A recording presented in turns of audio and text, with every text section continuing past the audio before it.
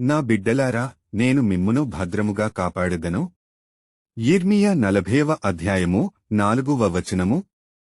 నా బిడ్డ, నీవు ఎక్కడ అవమానం పొందావో అక్కడ నీకు ఘనతను, ఎవరు నిన్ను పనికి రావన్నారో వారికి నిన్ను బట్టి సిగ్గును, ఎంతగా నువ్వు తగ్గించబడ్డావో అంతగా నీకు హెచ్చింపును కలుగజేస్తాను.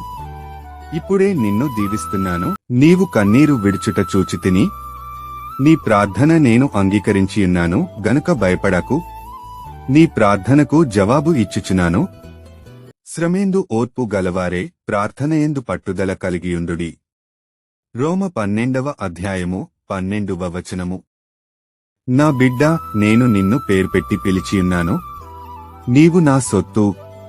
యెషయా 43వ అధ్యాయము 1వ వచనము.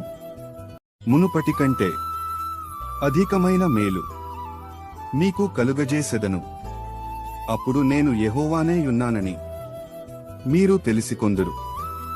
యెహెజ్కేలు గ్రంథము 36వ అధ్యాయము 11వ వచనము. యెహోవాయందు భయభక్తులు కలిగి ఆయన త్రోవలయందు నడుచువారందరూ ధన్యులు. నిశ్చయముగా నీవు నీ చేతుల కష్టార్జితము ననుభవించెదవు. నీవు ధన్యుడవు, నీకు మేలు కలుగును. నీ లోగిట నీ భార్య ఫలించు ద్రాక్షావల్లివలె నుండును. నీ భోజనపు బల్ల చుట్టూ నీ పిల్లలు ఒలివ మొక్కలవలె నుందురు. సియోనులో నుండి యెహోవా నిన్ను ఆశీర్వదించును. నీ పిల్లల పిల్లలను నీవు చూచెదవు.